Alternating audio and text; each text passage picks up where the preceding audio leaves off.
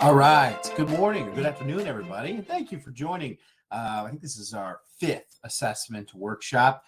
Today, we're going to be talking through developing talent using personality data. So if you haven't had a chance to check out our past assessment workshops, I know we've covered a number of different topics throughout that, looking at sales-focused personalities, looking at service-based personalities, just understanding the assessment in general. And now, of course, a topic that was requested by a lot of you is going to be developing talent using personality data. So a lot of the times when the assessment is considered, it's considered really just a resource that you can use to hire new people. And that just truly really isn't the case. You can also use it with your current staff to be able to have them completed if they haven't already. And then, of course, the people that you're hiring through Ideal Traits should have already completed the assessment when going about your hiring process, in my opinion, in a good way. So we're going to talk through a number of different things today, as we always do. Good reminder of sort of how to interpret the assessment and sort of look at it. And then I'll even go through the process of how to input your current staff into the system so that you can have them send the assessment. And then we'll also go over our new retention tool. I covered it on Success Spotlight. So if you were there with Mike Oppinger, you saw a little bit of it. But we'll go through our retention tool too as well, and sort of how you'll be able to soon be able to incorporate that into your process as well, to be able to start obviously developing your talent and retaining that said talent too. So of course, as hopefully you're familiar with, my name is Nolan Duda. I'm the Client Experience Manager for Ideal Traits. So I've worked at Ideal Traits for 6 years and in about 3 or 4 months now. And as the Client Experience Manager, I oversee our sales support, marketing, retention, and education department. So I'm here, of course, to bring this educational content to you to help you with better using your Ideal Traits system for one, but more importantly, probably to be able to help you within your hiring process, whether that's at the front end or the back end, which is, of course, what we're focusing on here today, which is going to be retaining and nurturing and cultivating and developing your staff that you have now or that you're looking to hire in the future. So if you have any questions about really anything within your account, please feel free to use the Q&A section. I know this specific workshop is relevant to the assessment and developing talent, but I'm also here as, a resource to you all to be able to use for really any type of question that you may have within reason. Some of the questions that you may have may be more relevant to us scheduling a separate consultation with either myself or our team, but please feel free to use me and our team as a resource, whether it's now on this session or later today or moving forward. So I know that the workshops typically happen on Tuesdays at 2:00. So I do apologize, but I appreciate you all taking time out of your Monday, which I know can, for a lot of you, can typically be your most busiest day of the week, if you will, to spend the next 30 to 45 minutes going through how this practice can, again, really help you with the developing of talent in general, as well as an increased interpretation, again, with the assessment. So I know that the saying is generally better late than never, but I suppose in this instance, it's going to be better earlier than never. I do have a meeting in Florida that I need to attend to tomorrow. So unfortunately, I'll be out of the office. But hey, here we are. It's Monday. So thank you again for taking time this early in the month, this early in the week, to spend the next 30 to 45 minutes with me to go over developing talent using personality data. So as we've gone through, again, in the last 4 assessment workshop sessions, I have a slide deck prepared for you all that we'll go through. So I'll share my screen. We'll go through that, and hopefully it solicits questions from you all. But currently in the chat, I am going to put the YouTube link to the past assessment workshops. So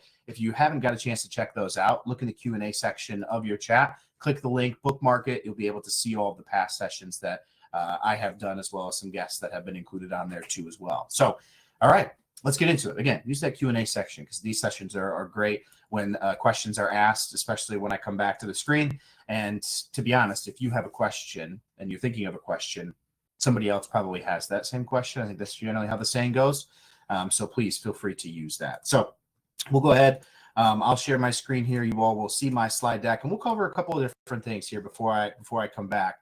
But we'll go to the top here. We'll go to slideshow, and we'll get this thing rocking and rolling. So again, as I mentioned, my name is Nolan Duda. I am the Client Experience Manager for Ideal Traits, and there's my contact information provided to you. That is my direct phone number, as well as my email. Take a picture, take a screenshot, put it in your phone, reach out to me whenever you need some help, because again, I'm a resource and here to help you. So taking advantage of that resource is really the first step. But Again, we're going to focus really our assessment workshop today on coaching and performance. So developing talent using personality data. I've said that a couple times. So if that's what you anticipated from the title, you're in the right place. Now, today's objective, we're going to cover really four main things. One is the coaching approaches for task-driven, persuasive, structured, detail-oriented personalities. We've sort of broken this down in our past sessions, right? Our task-driven individuals is going to be that high motivation and drive. The persuasive individuals is going to be that high persuasive and convincing. That structured is going to be that structure and routine, and the detail-oriented is going to be that thorough and compliant. So I tried to throw in a couple of the words that you're familiar with to make it a little bit easier. But again, you sort of go down from motivation and drive, persuasive and convincing, structure and routine, and thorough and compliance. And that's, of course, those four things that we're going to focus on, because the employees that you have in your office, the employees that you will hire in the future, they do have a most dominant trait, and it will fall in one of these four categories. And the way that we coach them and the way that we provide support needs to be different depending on what that strength is, and we'll talk more about that. Adjusting feedback and performance discussions based on personality traits. Some sort of on the same vein, excuse me, but we're really going to focus on, and you'll see sort of similarities across these 4 bullet points. We're going to focus on how you need to adapt the way that you're communicating and training and supporting your employees based off of their personality traits. That information is not just there for you to make a hiring decision, but it's there for you to be able to continue to use that information to your benefit to best support them and best manage them as you continue to develop that talent throughout the lifespan of while they're at your business. Next, we're going to talk about recognizing when personality traits signal potential leadership qualities. We're going to spend a little bit of time here, and because I know, how do you know when someone's ready for leadership? There's going to be telltale signs, but in my opinion, there are personalities that work better for leadership than others. So identifying those and sort of how you can put people in situations to be able to track their potential for this too as well. And then last but not least, using personality assessments as a development tool, not just a hiring tool. You're going to hear me focus on this a ton throughout the next 30 minutes, because again, the usage of the assessment should not stop at you just hiring someone. It should continue on. And you should be continually using this information that you have gathered from the assessment as a resource to you to be able to develop and train and cultivate someone. But then in addition to that too as well, you should set up some sort of process for you and your employees to retake the assessment every, 3 months, 6 months, every year, whatever you deem is most necessary, and try to avoid the redundancy of it. An example of redundancy would have someone take it every week, right? That's not necessary, but maybe doing it every 3 months, 6 months, a year would be something that you could implement.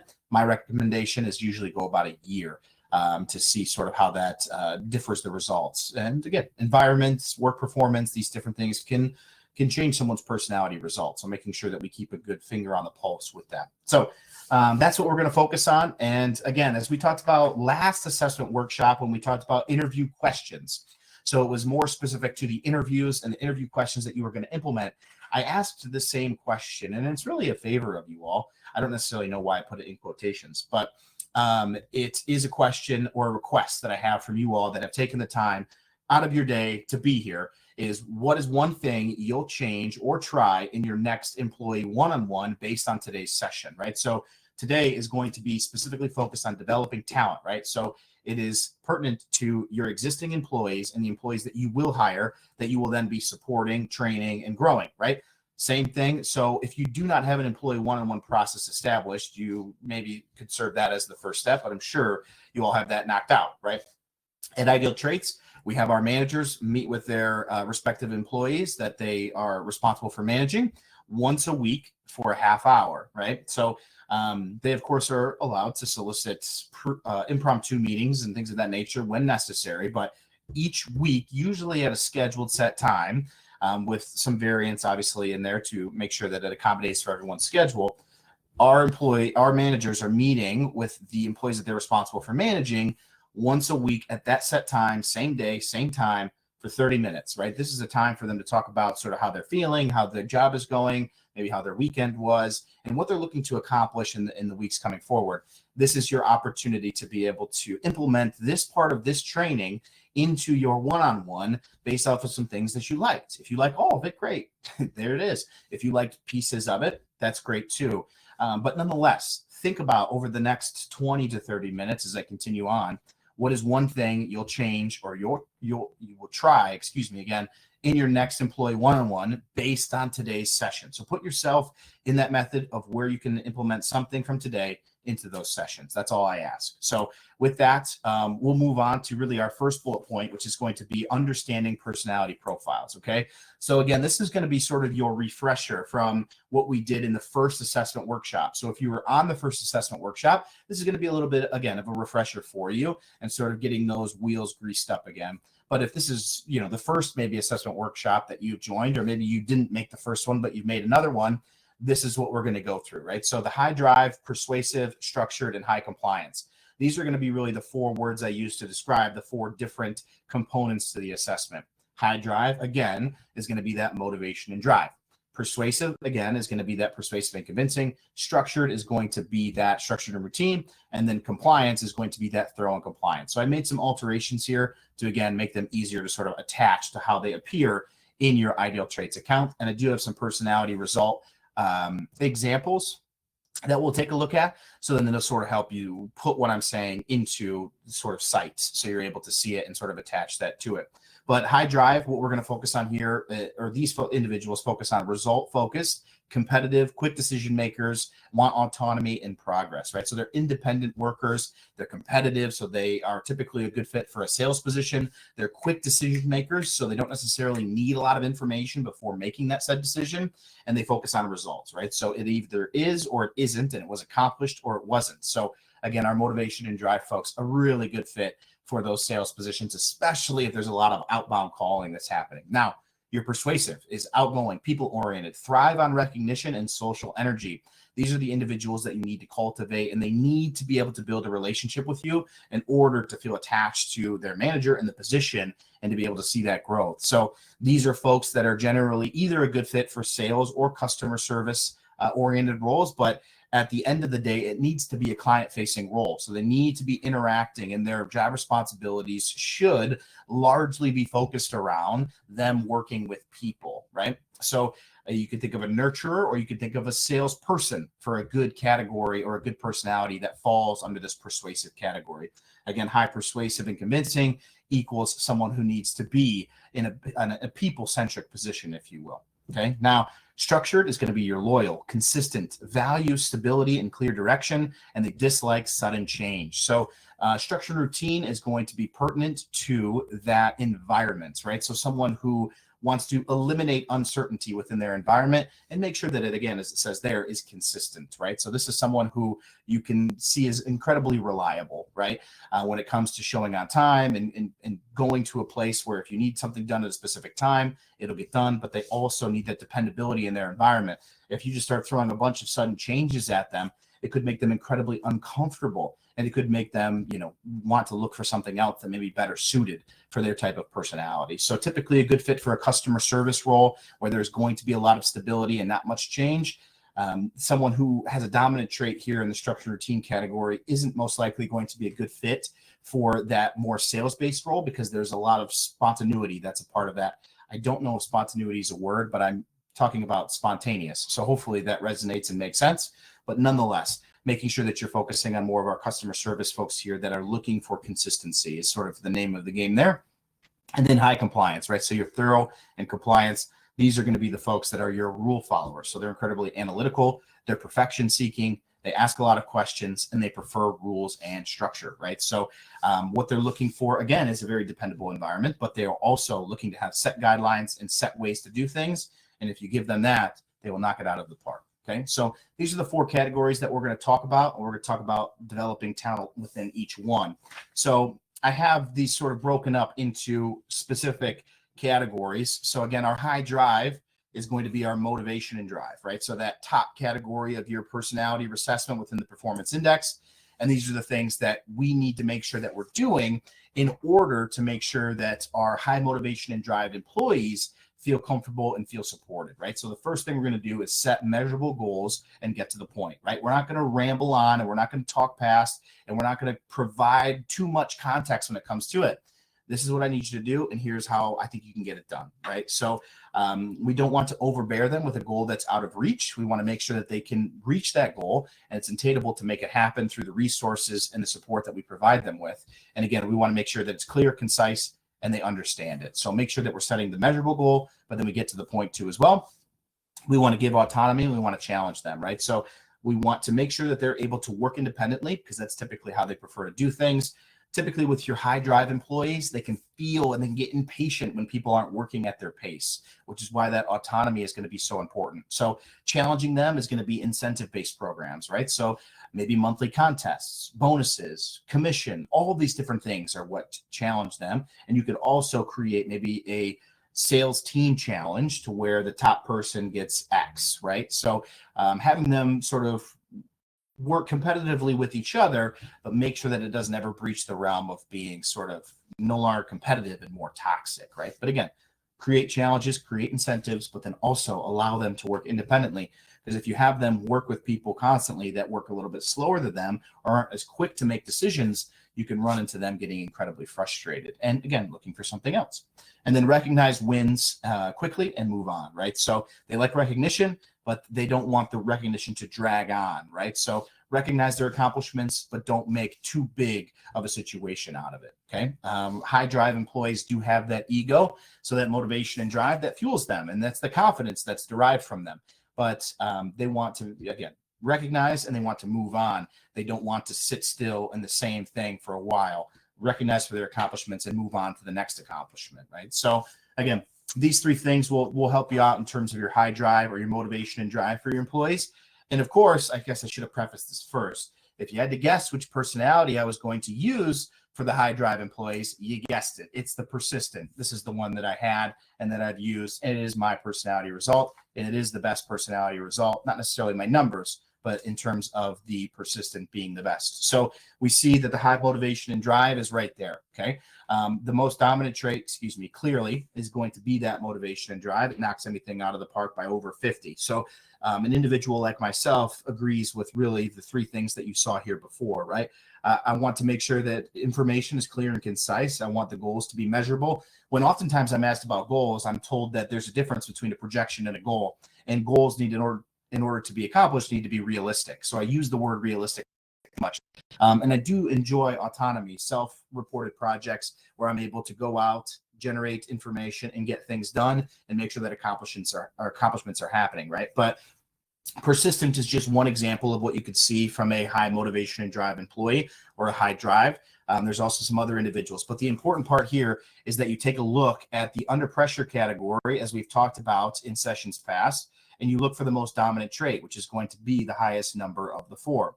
It is important to realize, and shouldn't go without saying, it is impossible for someone to be 100 in all four of these categories.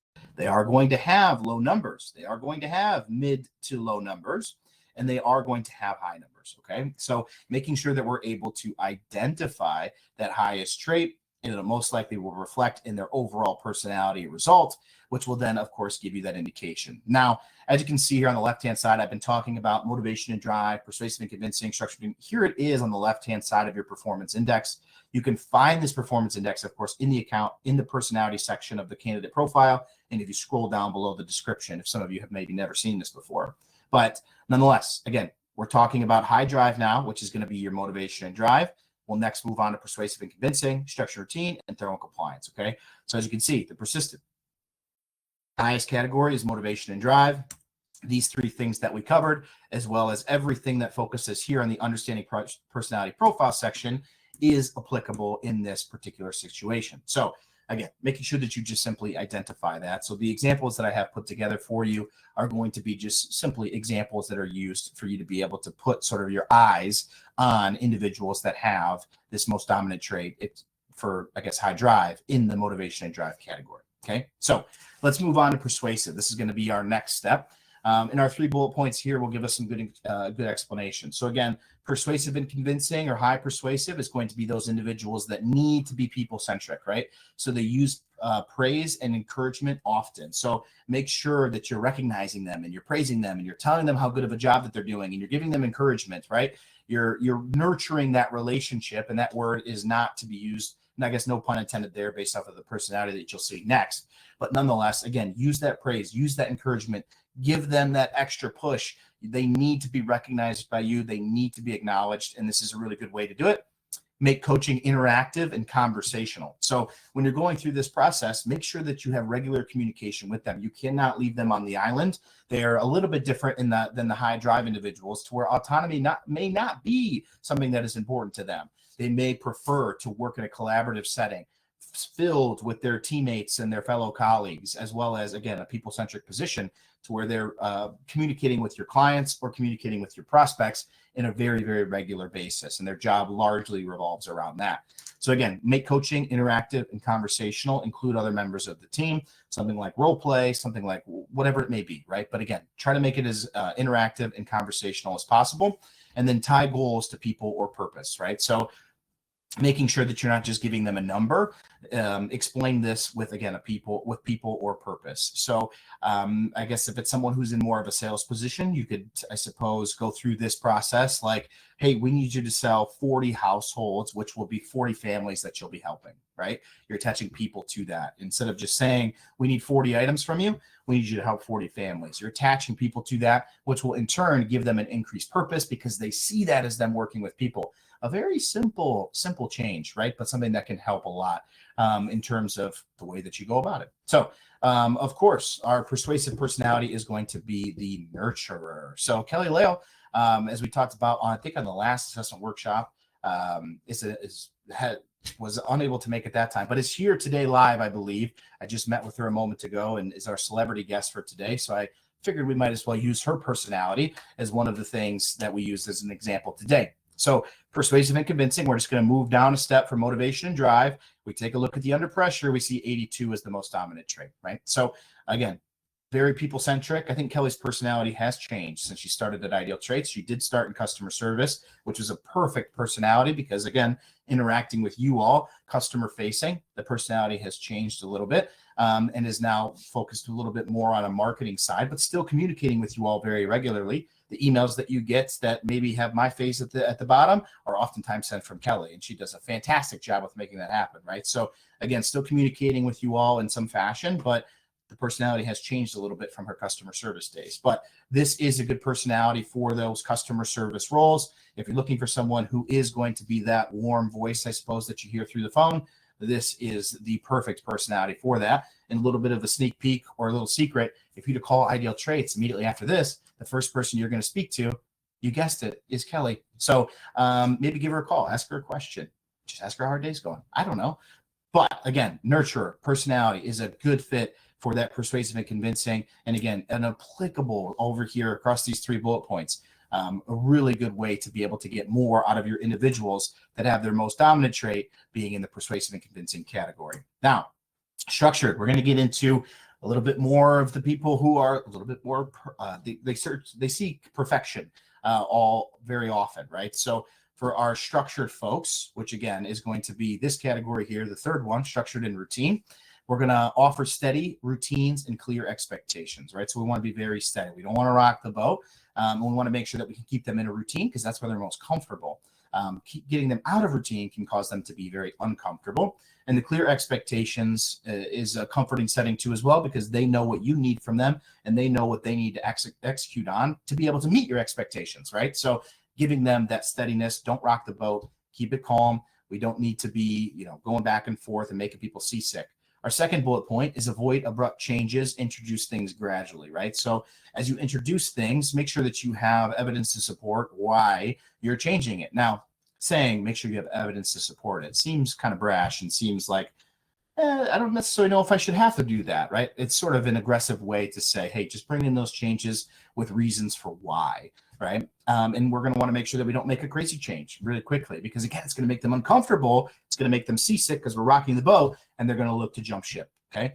And then lastly, we're going to emphasize support and trust. So, again, a comfortable environment is one that has reassurance and it has consistency. And that's what they're looking for, right? So this high structure and routine is looking for a consistent and reassuring environment. So emphasizing support and trust will go a long way with these individuals that have the high structure and routine. So as you can see here, we have a personality from Brandy, who is our client support team lead, another individual that you all most likely are familiar with from the in-app messages and everything that gets sent out.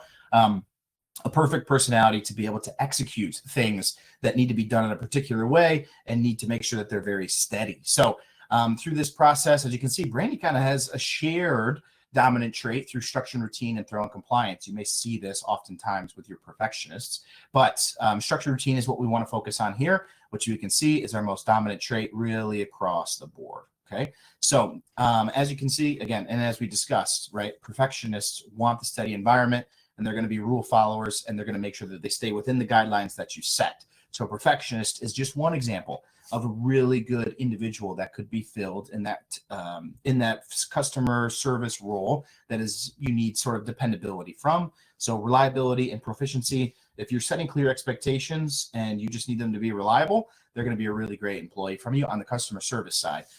If it's a position that demands a lot of cross-selling and upselling in terms of like go outside, go and make it happen from a customer service standpoint when you're cross-selling and upselling, maybe need somebody who's a little bit more comfortable or a little bit higher of the motivation and drive than a perfectionist would.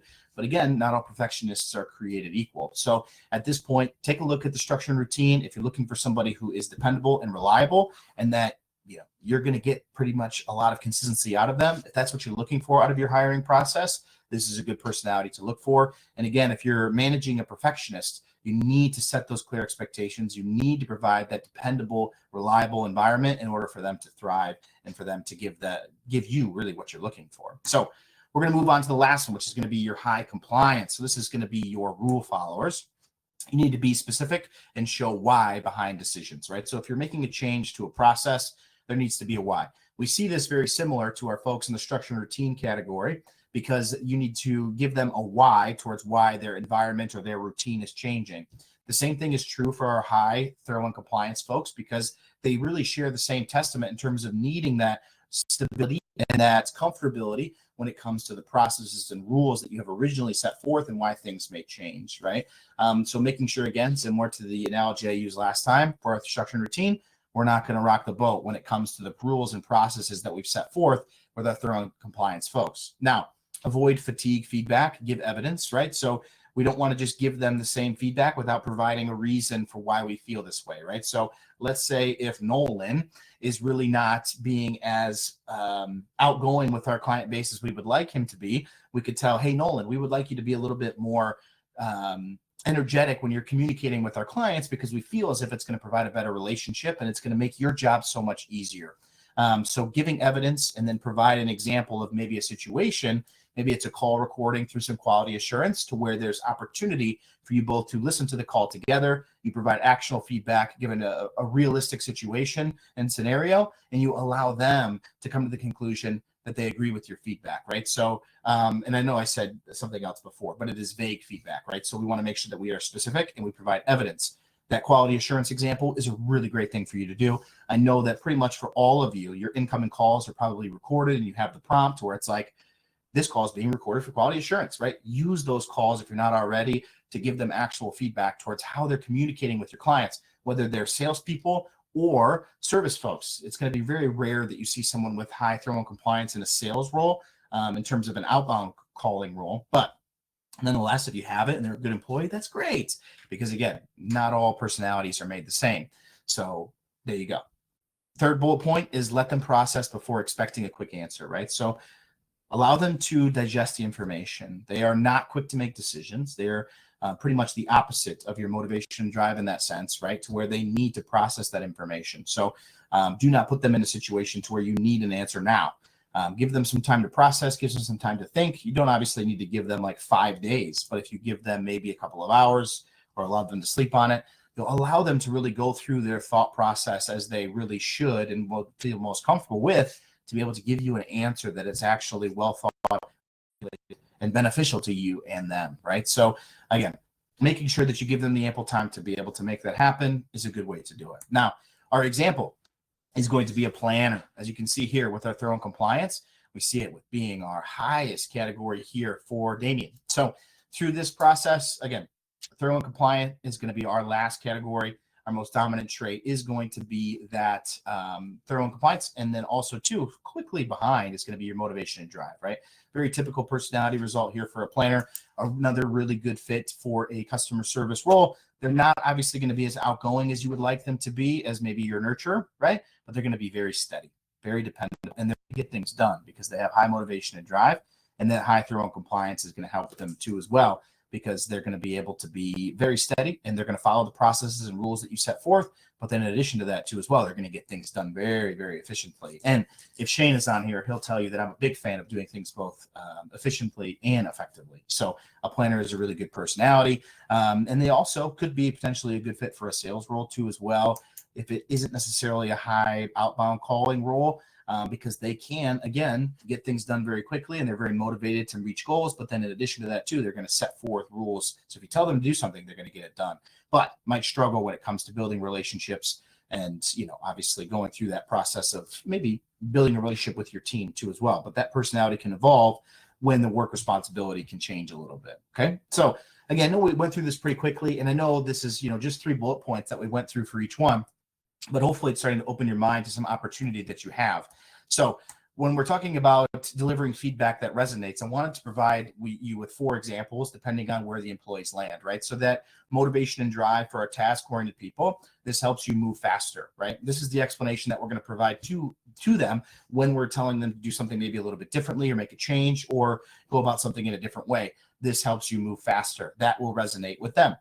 Persuasive and convincing, we're going to talk about this will boost team energy, right? So again, you have to attach to either people or oftentimes people, but then you can also attach it to production too as well. So in this essence, we're going to attach it to people. This will boost team energy, right? That is attractive to them because they enjoy working in a team atmosphere and they work best, I suppose, in a team atmosphere that is very energetic and very encouraging, right? Not one that is kind of going in the opposite direction, which we all, of course, hope to avoid.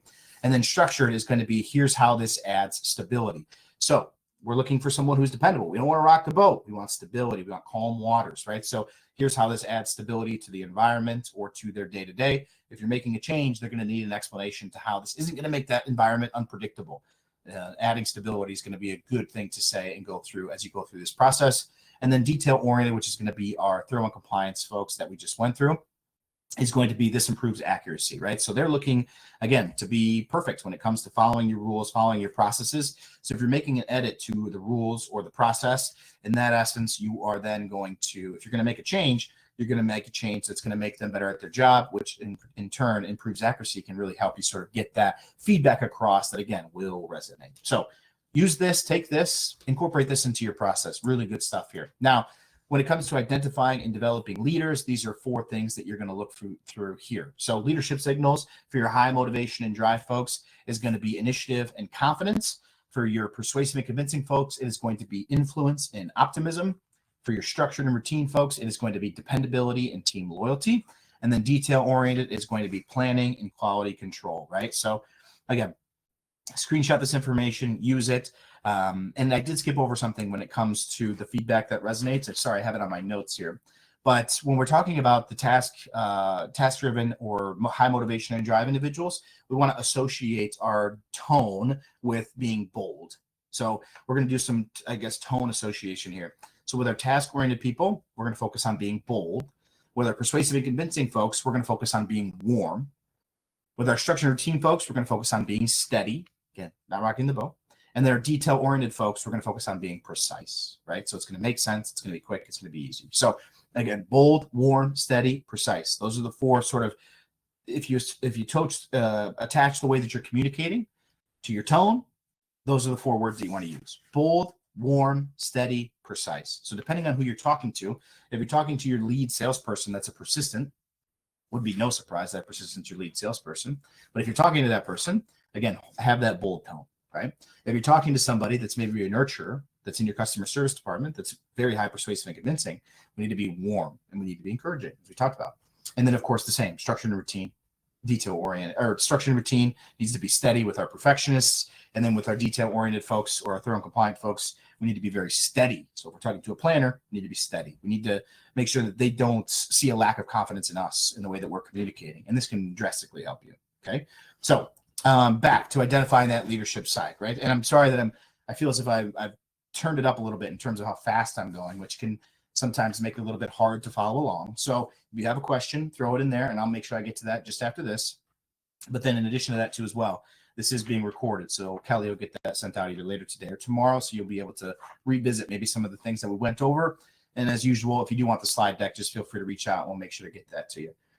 But in terms of these leadership traits, some of the things that you can sort of implement before the process to be able to make sure that you're able to see these in action before making that step to leadership. Of course, you should be able to identify a lot of these things before making that step. But in addition to that, you also can implement things like a mentorship program that allows you to sort of get to the root of how they communicate with current employees, and maybe isn't directly they're responsible for managing them completely, but they are responsible for helping mentor them. You can create a program for that if you haven't already. Lead project roles, right? So if you have a project that needs to get done and you want to, and that's usually handled, I suppose, by you, you can, of course, task or delegate that task to maybe one of the employees that you want to track their leadership progression in terms of how they go about that process. And then, of course, developing tasks based on strengths. So if we know that our lead salesperson is best when they're going out and sort of doing research to find a new creative solution to be able to get more prospects in the door, maybe give them as a task to be able to go find, and make sure that it is attached to, hey, we want to find a new way for our sales team to be able to generate leads, so then everybody's able to increase their goal by 10 items. Do me a favor, spend an hour this week each day trying to find new ways to be able to do that. And I think that'd be a good program, and just one example of something that could be beneficial to you.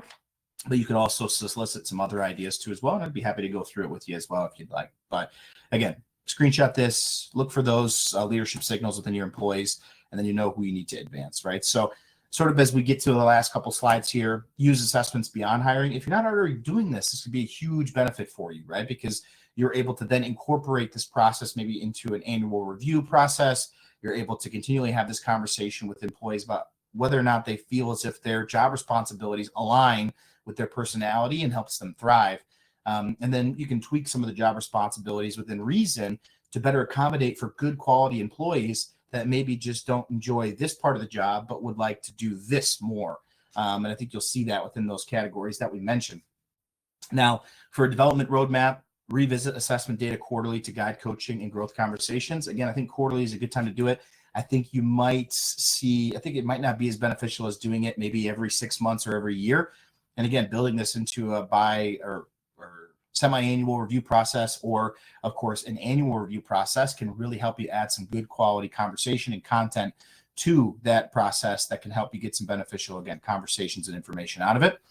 Involve the employee. This is something that I personally need to be better about too as well, is share their personality result and co-create development goals around their strengths, right? So if you take a look at the personality results and you read the 3-paragraph description, as well as take a look at the performance index from everything that you've learned from past maybe consultations you schedule with our team, as well as from these assessment workshops, you should feel a little bit more comfortable within the assessment. Obviously, it takes a while to become a natural at it, but again, share that report with them, have that conversation with them, let them let you know if they feel as if it's accurate or not. And I'm sure that you'll see that 99% of the time, people will tell you, yeah, that sounds just like me. And then you're able to co-create and develop the goals around them based on their strengths, and then also identify their weaknesses where they're going to need your support. And then you're willing to have and are able to have an open conversation with that dialogue present, which can be very healthy. And then success examples. Check out our success spotlight. There's so many examples, and we talk about it every single time. And of course, we do this session monthly. Within Success Spotlight, we talk about how the agents have been successful with hiring.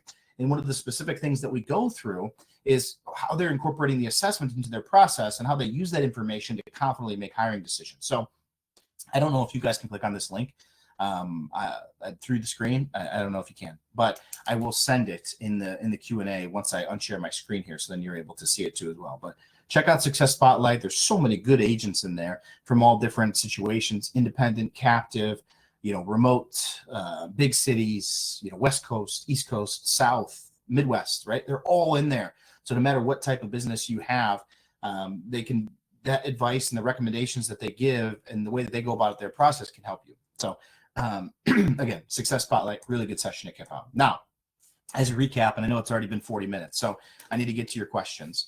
One size fits all coaching doesn't work. Tailor your approach to personality. So use the result to be able to better communicate and better support and better encourage and better cultivate your current employees. Not all persistents are the same. Not all sales leaders are the same. Not all closers are the same. And you can't manage them all the same either. So making sure that there is a diversification within the way that you're communicating and training and supporting will be paramount to making sure that you keep people longer, and they truly build a relationship with you as their employee. Now, use assessment data continuously. It's a development tool, not just for hiring. You get unlimited assessments as a part of your subscription. And when Ideal Traits was founded, it started as you could purchase maybe like 10 assessments for $1,000.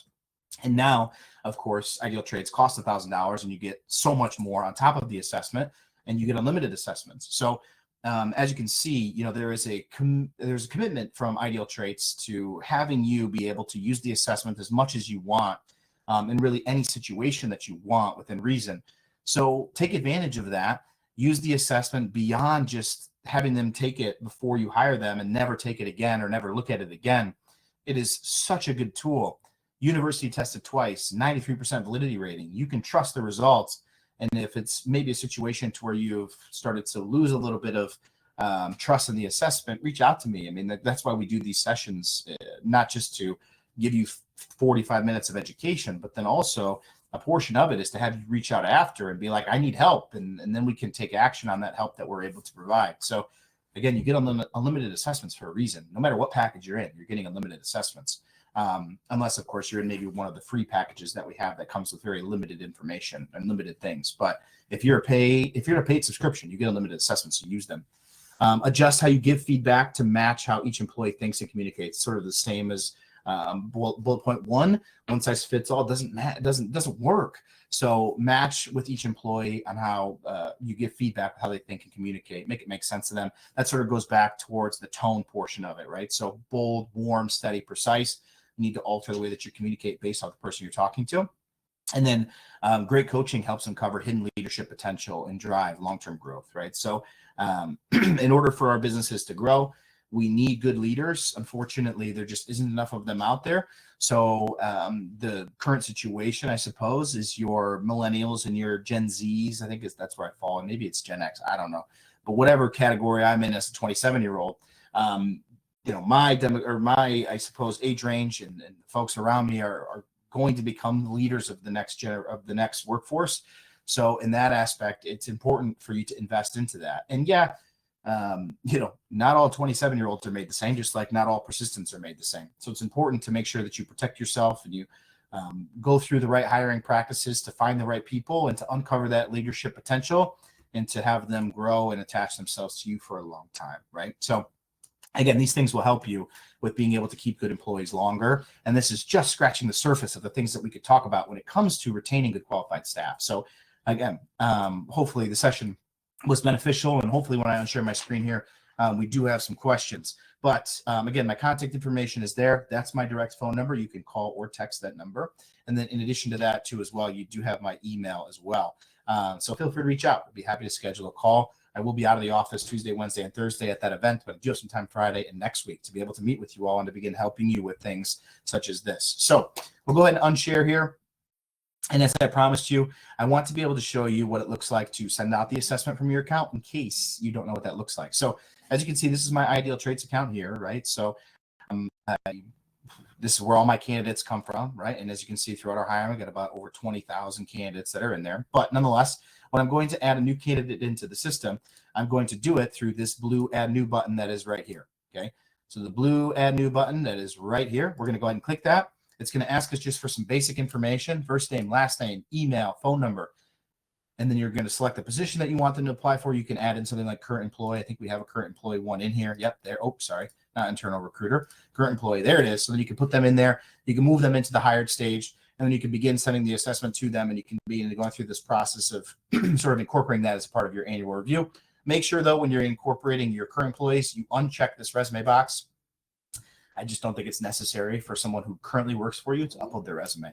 So if they're not already in the system, this is a very easy way for you to be able to do that. Then you just click Save and Send Assessment. It'll take them about 20 minutes to complete. And then boom, you have something that you can talk about on their next one-on-one, and you can start to develop your training, develop your conversations, develop your one-on-ones around their strengths and their weaknesses if you haven't already done that, okay?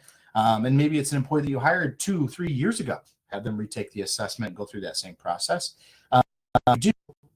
Maybe have candidates that you got from a different type of resource. You do have the ability to upload candidates at a mass rate too as well, something that is new over the last couple of months that I think you should take a look at. And then the last thing that I'll show you here before I, again, get to your questions, I know I've been promising that, is our Pulse dashboard again. So we went through this on Success Spotlight with Mike Oppinger. So if you missed that session, highly encourage you to check it out. But the Pulse dashboard is going to be Ideal Traits' new employee retention tool. So it is a way for your employees to be able to rank how they're feeling on 6 different I think it's 5 or 6 different categories. So as you can see here, I'm able to see the score of all the current individuals at Ideal Traits and be able to sort of see how they're feeling across all different categories. So it'll be something like communication, support, workload, appreciation, and work schedule. So you're able to track the trends of how these individuals, again, are feeling at their day-to-day responsibilities and within their positions. So more to come on Pulse, but it is going to be something that you're going to be able to utilize. It gets sent out every week on Wednesday, I believe it is. Your employees will get a notification. They'll go through, they'll fill out how they're feeling. They'll give you feedback if they wish to. And then that is, again, something that you can bring to the one-on-one to be like, hey, Nolan, I see your score on support is 3. What's going on? Why are you feeling as if you're not supported or you're not providing the support that you need, right? So more to come here. Brandy is going to start hosting webinars on Wednesdays to introduce, obviously, additional add-on tools to you all that will be great for you to check out and to utilize. And Pulse is going to be one of those things that we launch here in the coming weeks too as well. So I apologize. We're going to go ahead and unshare here, and we're going to go ahead and we're going to get to your questions if we have any. Looks like we just have one. Should we be focusing on self-perception, under pressure, or others? Good question, Gina. So what you're going to want to focus on most is going to be that under pressure category, right? So still pay attention to the self-perception as well as others' perception category, but the under pressure category is going to be the one that is going to give you their most realistic and their most raw personality that you can really get the most out of, right? So if you see that self-perception, under pressure, and others is all pretty much like the same, somewhere between 30 to 60 all across the board. So all, what would that be, 12 numbers? Excuse me, all 12 numbers are somewhere between 30 to 60. They're all kind of blue, and there really isn't a dominant trait that's coming out. That could be an assessment result that's showing a lot of anxiety, a lot of anxious nature. And in that point, I would recommend a retake, but I'm getting into the weeds here. Focus on the under pressure category. That's the one that's going to show you the most realistic what you can expect from them. Any insights on when you see the under pressure decrease from self-perception? I just think that sometimes the people sell themselves short. So if they see themselves as like a 60 when it comes to persuasive and convincing, but then their under pressure is 80, it means that when push comes to shove, they're going to get more, they're going to focus more on that relationship oriented side of themselves. So I wouldn't see that as a negative thing by any means. It's just sometimes people don't see themselves as maybe a very personable individual, but then when you put them in an environment where they have to be, they will, and they'll succeed at it. And then you'll oftentimes will see for the others' perception, they still feel as if other people see them as very persuasive, but for them, they feel as if they're not. You know what I mean? So maybe selling themselves short a little bit there, but I wouldn't necessarily see that as a negative thing. Again, focusing on that under pressure category will give you what you can really expect from that individual. Tony, good to see you again, Tony. Hope you've been good, my friend. It's been a while since I heard from you, but I'm glad to see you here. Why does self and under pressure vary so much? So again, Tony, I don't think there's necessarily a science towards that. It's just how someone is filling out the assessment. So at that point, it could just be that, again, when push comes to shove, their natural tendencies or their most dominant tendencies, if you will show through. So I wouldn't necessarily see that as a negative thing. I would say that maybe seeing them in a personal setting, let's say that like one of your employees is out to dinner with their significant other and you see them there and maybe they're not as personable as you're used to seeing them. It's just because you're seeing a different side of them in a different environment. And when they're in a workplace setting where there's deadlines and there's expectations, they're a lot more personable because they have to be, right? So again, I wouldn't necessarily put up the red flag there, but a good question to ask, Tony. And it sounds like it was on the same vein as what Gina had a question about too as well.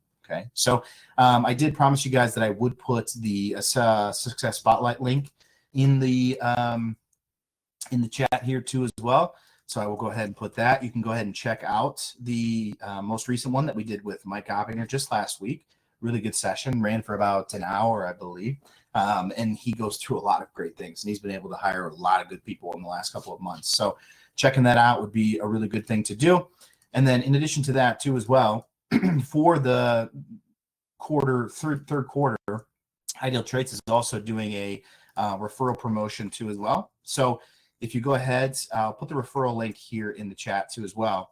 And when filling out the form, if you know, obviously a business owner, really any type of capacity that could benefit from Ideal Traits, whether it's the job posting, whether it's the assessments, whether it's the video interviewing, whether it's the texting, whether it's any type of consultation that maybe they receive as a part of the hiring services department or from myself or from our team, please feel free to fill out that referral link. If you know somebody that's hiring and they're struggling, no matter what type of business it is, we do go outside of our normal niches on a referral basis. So if you know somebody that could use, our help, I'd be happy to reach out to them personally, and you'll receive a $20 gift card to Amazon for each one that you fill out. So super exciting stuff there and something to take advantage of. And if everybody on here fills it out at least once, then there'll be a lot of additional businesses that Ideal Traits is able to help, and we'll get more people on these workshops and on Success Spotlight, and we'll continue to grow this community, if you will. So again, I appreciate you all for taking the time to be here. I apologize that within 50 minutes, I'm not able to get really as deep into it as probably we could, right? Or we should. But in that aspect, surface level to stimulate that conversation and to stimulate your thought. And as I had mentioned at the very beginning, take a second to think about what you can incorporate based off what you heard into this session into your next employee one-on-one. And hopefully I was able to provide you with at least one thing that you can begin to incorporate, whether it's an assessment retake or just having your employees complete the assessment in general. But once you do have them take it, put them into the hired section, you'll be able to review their results and you'll be able to go through that process with them. So I thank you all.